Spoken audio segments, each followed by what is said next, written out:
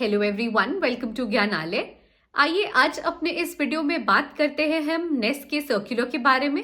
देखिए, मैंने आपको कल भी बताया था अपने वीडियो में कि बैक टू बैक जो कि है हमें नेस्ट की तरफ से प्रोग्रेस होता दिखाई दे रहा है। बैक टू बैक नेस्ट जो कि है डिसीजंस ले रहा है और कहीं ना कहीं जितना नेस्ट एक्टिवली काम कर रहा है, इसे देखकर हम पूरी उम्मीद लगा सकते हैं कि बहुत जल्द हमें वैकेंसीज देखने को मिलेगी। और देखिए, इसका प्रूफ नेस्ट ने फिर से दे दिया है अपने सर्कुलर के निकाल के।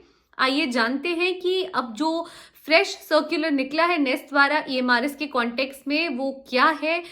नेस्ट ने जो कि है छुट्टियों को लेके क्या ऐलान किया है, छुट्टियों को लेके क्या जो कि है नेस्ट का फैसला रहा है। आइए इन सब के बारे में बात करते हैं हम आज अपने इस वीडियो में ज्ञानालय के माध्यम से।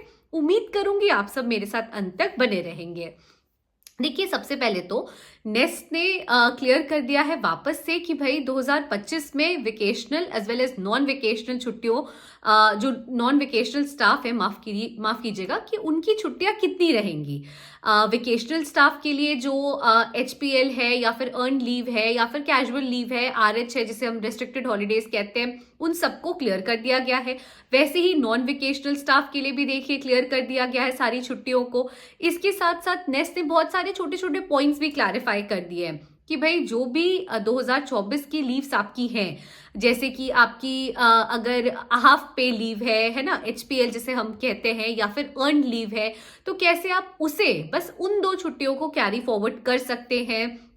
कॉम्पेंसेटरी लीव्स के भी बारे में नेस्ट ने क्लियर कर दिया है कि कॉम्पेंसेटरी लीव्स मिलेंगी, लेकिन उन स्टाफ को मिलेंगी जो कि हॉलीडे पे आके, किसी छुट्टी के दिन आके, किसी एक्सर्जेंसी के केस में या फिर आप कह सकते हो कि किसी इमरजेंसी के केस में अगर वो आकर उन्होंने काम किया है तो नॉन वेकेशनल स्टाफ जो कि कॉम्पेंसेटरी लीव क्लेम कर सकते हैं।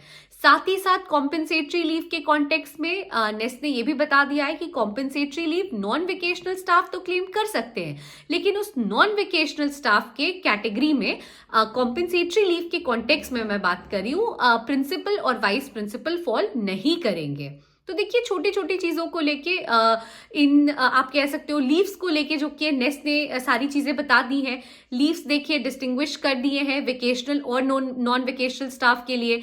बता दिया है कि आप HPL को और EL को आगे कैरी फॉरवर्ड कर सकते हो।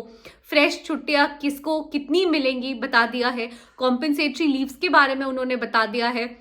कॉम्पेंसेटरी लीव्स कैसे जो कि है प्रिंसिपल और वाइस प्रिंसिपल क्लेम नहीं कर सकते हैं, उन्होंने बता दिया है। अगर प्रोबेशन पीरियड पर भी कोई चाहे, प्रोबेशन पीरियड पे भी जो कि है अर्न लीव्स अवेलेबल हैं, उन्होंने ये प्रोविजन भी बता दिया है, ये प्रोविजन को भी क्लैरिफाई कर दिया है।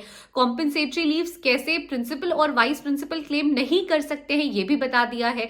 कॉम्पेंसेटरी लीव तब दी जाएगी जब हॉलीडे के दिन किसी नॉन वेकेशनल स्टाफ को, छुट्टी के दिन किसी नॉन वेकेशनल स्टाफ को किसी काम के लिए, स्कूल से रिलेटेड किसी काम के लिए बुलाया जा रहा है, और वो भी तब जब उस स्टाफ को पहले से इंफॉर्मेशन रिटर्न में दी गई थी कि आपको बुलाया जाएगा, आज छुट्टी का दिन है पर आपको आके स्कूल में ये काम करना है। जब ऐसी रिटर्न आप कह सकते हो इंफॉर्मेशन पहले से एक नॉन वेकेशनल स्टाफ को प्रोवाइड की हुई थी, except principal and non principal, तो उस केस में उस स्टाफ ने आके काम किया छुट्टी के दिन, उसके लिए जो कि कॉम्पेंसेटरी लीव के लिए वो पर्सन एलिजिबल है। तो देखिए, ये कहीं ना कहीं फिर से मैं कहूंगी कि देखिए नेस्ट बहुत एक्टिवली काम कर रहा है। बैक टू बैक नेस्ट जो कि है, आप देखो कि ओवरऑल ग्रोथ के लिए, ओवरऑल डेवलपमेंट के लिए, फिर चाहे वो ट्राइबल स्टूडेंट्स के कॉन्टेक्स्ट में हो या फिर ईएमआरएस के जो फंक्शनिंग है उसके कॉन्टेक्स्ट में हो, जो स्टाफ वहां पे काम कर रहे हैं उनके कॉन्टेक्स्ट में हो, कुछ ना कुछ पॉजिटिव इनिशिएटिव्स नेस्ट ले रहा है।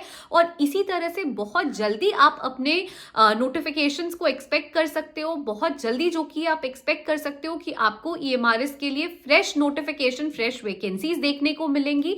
प्लीज आप अपने होप्स को मत छोड़िए, आप अपने एक्सपेक्टेशंस को जो ईएमआरएस से आप लगाकर बैठे हो वो मत छोड़िए, क्योंकि मैं बार बार कह रही हूँ नेस्ट पॉजिटिव स्टेप्स ले रहा है, नेस्ट पॉजिटिव इनिशिएटिव ले रहा है और नेस्ट बहुत जल्दी वैकेंसीज निकालेगा। नोटिफिकेशन के साथ भी बहुत जल्दी आपको फ्रेश सर्कुलर नेस्ट की तरफ से आता हुआ दिखाई देगा।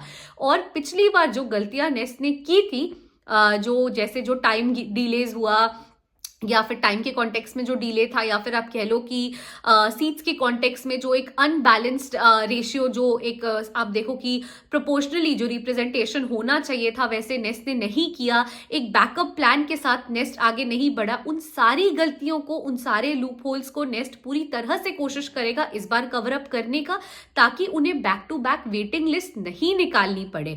जो डिलेज हो रहे हैं, 3 साल में इनको 38,000 सीटें भरनी थी, अभी तक ईएसएससी 2023 का ही प्रोसेस जो कि इनको चलाना पड़ा है। आप ये देखो, तो ये सारे जो लैक्यूनास रह गए हैं पिछले बार, उसे जो कि है नेस्ट पूरी कोशिश करेगा कि वो इस बार अकर ना होए।